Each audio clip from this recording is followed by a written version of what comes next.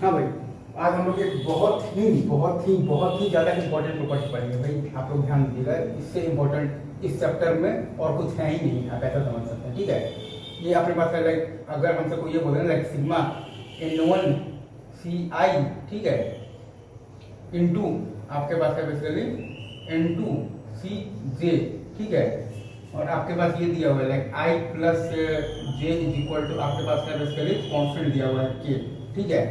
और हाँ, ऑब्वियसली आपका I जो है वो आपका 0 से N1 के बीच में है, ठीक है, और आपका जो J जो है वो आपका 0 से N2 के बीच में, ठीक है ना, ये चीज़ है।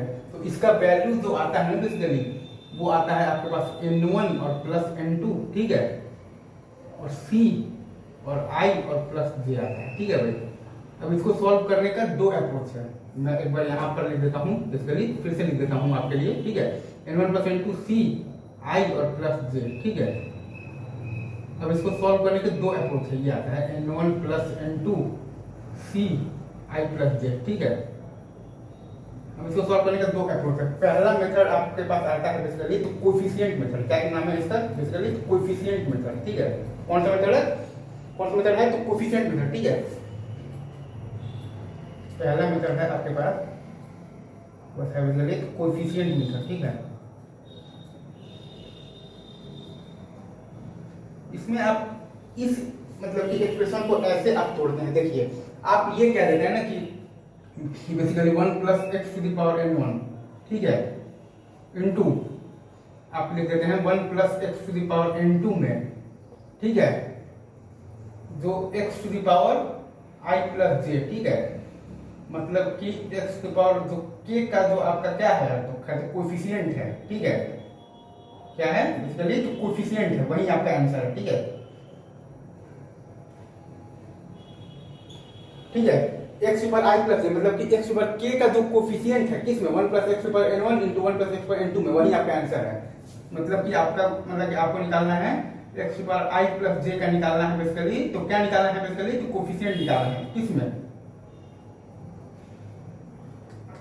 वो आपको निकालना है basically 1 plus X to the power N1 और प्लस N2 में, ठीक है, इसमें निकालना है, ठीक है, ठीक है। और वो बेसिकली आपके पास आंसर में क्या मतलब होगा, हम लोग जानते हैं कि वो होता है अपने N1 प्लस N2, ठीक है, C I प्लस J, ठीक है, ये चीज आ गया, ठीक है। ये आपका था मेथड आपका 1 है, ठीक है। और इसमें जो दूसरा मेथड होता है ना वो होता है आपके पास बेसिकली PNC मेथड, ठीक है, PNC मेथड, ठीक है ना, PNC मेथड, ठीक है। मतलब आप समझ रहे कि इससे मतलब कि इससे ज्यादा इंपॉर्टेंट कुछ है नहीं इस चैप्टर में, ठीक है। PNC मेथड, PNC मेथड आपको ये कहता है ना लाइक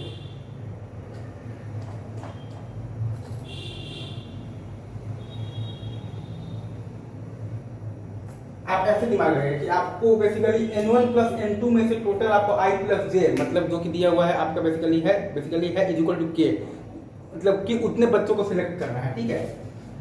N1 प्लस N2 में से आपको बेसिकली तो कितने बच्चों को सिलेक्ट करना है I प्लस J, ठीक है।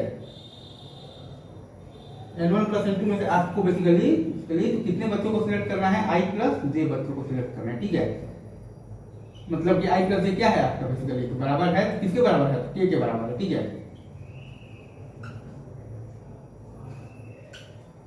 मतलब इट्स लाइक कि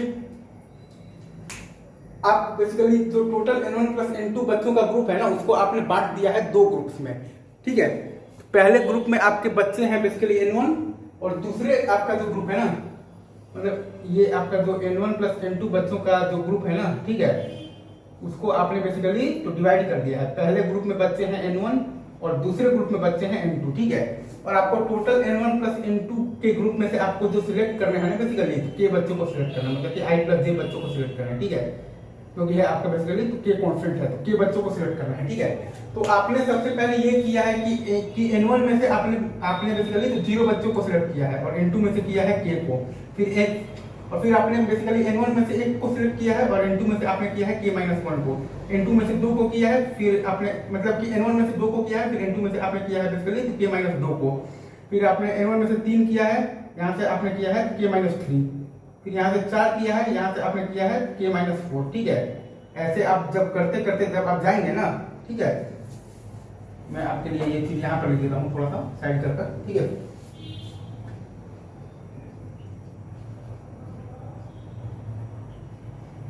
ये ठीक है,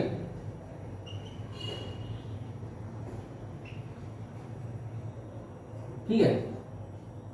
फिर आपने यहाँ से किया है 5 और यहाँ से किया है आपने बेसिकली k-5, तो डॉट आपने बेसिकली लास्ट में आ गया कि यहीं से कर लिया है k और यहाँ से कर लिया 0।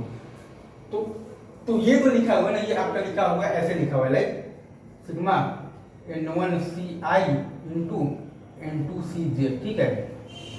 i plus j equal to है आपका k, ठीक है। यहाँ की आपका i बेसिकली है 0 से n1 के बीच में और j आपका है बेसिकली 0 to n2 के बीच में, ठीक है। और ये बराबर है आपका इसके। तो ये जो लिखा हुआ है ना, ये आपका है कि पहले आपने बेसिकली n1 में से 0 सिलेक्ट किया और n2 में से किए, फिर आपने n1 में से 1 किया, n2 में से आपने किया है k-1, फिर आपने n1 में से 2 किया, n2 में से आपने किया है k-2, फिर आपने n1 में से 3 किया, n2 में से आपने किया है k-3, फिर आपने n1 में से 4 किया, n2 में से आपने किया है k-4, फिर आपने n1 में से 5 किया, n2 में से किया है आपने k-5, डॉट आपने n1 में से ही कर लिया है पूरा k और n2 में से किया है 0, जैसे आपका शुरू में था n1 में से 0 और n2 में से था आपका पूरा k। तो बेसिकली तो ये टर्म लिखा हुआ है और ये आपका क्योंकि इक्विवेलेंट है किसके, कि आप n1 प्लस n2 में से ही आप कर लीजिए k को सिलेक्ट, ठीक है। आप n1 प्लस n2 में से ही आप सिलेक्ट तो कर लीजिए ना भाई k को, तो क्या दिक्कत है, आपको रोका किसने है, तो वो आपका डायरेक्ट आ जाता है यहाँ पर n1 प्लस n2 c के, ठीक है।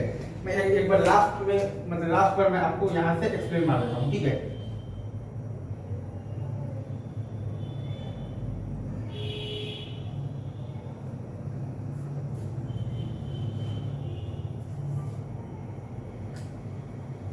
ठीक है, ये चीज है, ठीक है। इसमें मैं आपको ये कह रहा हूं ना कि ठीक है, इसमें मैं आपको ये कह रहा हूं कि एक तरीका है कि आपको n1 प्लस n2 में से आपको टोटल बच्चों को सिलेक्ट करना है k, तो आपने यहाँ पर डायरेक्ट लिख दिया है n1 plus n2 c k या फिर n1 plus n2 c i plus j, ठीक है। ये चीज है, मतलब मेन फॉर्मूला ये है आपके पास sigma n1 c i into n2 c j, ठीक है, where i plus j is equal to आपका बेसिकली कांस्टेंट है k, ठीक है, और i आपका बेसिकली है 0 टू n1 के बीच में, ठीक है, और j आपका बेसिकली है 0 टू n2 के बीच में, ठीक है। ये होता है आपके पास n1 plus n2 c i plus j, ठीक है, या फिर आप इसको लिख सकते हैं n1 और प्लस n2, ठीक है, c k, ठीक है, ठीक है। तो हाँ, आपने बेसिकली तो ये जो अपना है ना कि n1 प्लस n2 के ग्रुप में से हमको सिलेक्ट करना है i प्लस j बच्चों को, मतलब कि k बच्चों को, तो ये बेसिकली यहाँ से डायरेक्ट आ गया है n1 plus n2 c i plus j, मतलब कि n1 plus n2 c k। और ये तरीका है कि आप पहले n1 में से 0 किया और n2 में से ही आपने कर लिया है पूरा k, फिर आपने n1 में से 1 किया और n2 में से ही आपने कर लिया है k-1, फिर n1 से 2 किया और फिर वहां से किया आपने k-2, फिर 3 k-3, 4 k-4, 5 और आपका है k-5 डॉट आपने लास्ट में आ गया कि n1 में से ही आपने मतलब पूरा कर लिया है और n2 में से है आपका 0। तो ये ऐसे लिखे हैं और ये आपका जो बेसिकली इक्विवेलेंट है कि आपने बेसिकली n1 प्लस n2 में से ही आपने i प्लस j मतलब कि k सिलेक्ट कर लिया है, तो वो आपका यहाँ से डायरेक्ट आ गया है n1 plus n2 c i plus j मतलब कि n1 plus n2 c k। तो ये दोनों ही तरीके से आप चीजों को याद रख सकते हैं, ठीक है। ये चीज मतलब कि आपके पास तो कुल मिलाकर जो फाइनल जो रिजल्ट आया वो बहुत इंपॉर्टेंट है। आप चाहे तो आप ये मेथड से भी कर सकते हैं, तो कोफिशिएंट मेथड से, और नहीं तो आप चाहे मतलब i प्लस या फिर आप इसको ये भी लिख सकते हैं n1 प्लस n2, ठीक है, ठीक है, c, ठीक है। तो आप चाहे तो ये रिजल्ट जो लास्ट में मैं आपको अच्छे से लिखवा देता हूँ जो आया है ये पूरा, ठीक है। और ये वाकई बहुत इंपॉर्टेंट है, मैं झूठ कर जोड़ नहीं देता हूँ किसी चीज पर, बट हाँ ये है इंपॉर्टेंट। ये मतलब फाइनल आपका जो रिजल्ट है वो ये है कि sigma n1 c i into n2 c j, ठीक है ना, i plus j is equal to है आपका बेसिकली कांस्टेंट है k, ठीक है, और i आपका है बेसिकली 0 टू n1 के बीच में और j आपका है बेसिकली 0 टू n2 के बीच में, ठीक है ना। इसका वैल्यू आता है आपके पास n1 प्लस n2, ठीक है, c i प्लस j, ठीक है, या फिर आप इसको लिख सकते हैं n1 प्लस n2, ठीक है, और सी के, ठीक है। हमने इसको दो अप्रोच से किया है। पहला है बेसिकली आपके पास है बेसिकली तो कोफिशिएंट मेथड से भी हमने इसको सॉल्व कर लिया है, ठीक है। और दूसरा अप्रोच जिससे हमने इसको किया है वो है आपका, पहला तो है तो कोफिशिएंट मेथड और दूसरा है आपका कौन सा पीएनसी अप्रोच, ठीक है। ये दोनों से ही मैंने आपको अच्छे से एक्सप्लेन कर दिया। तो यार that's all from my side, all the best guys.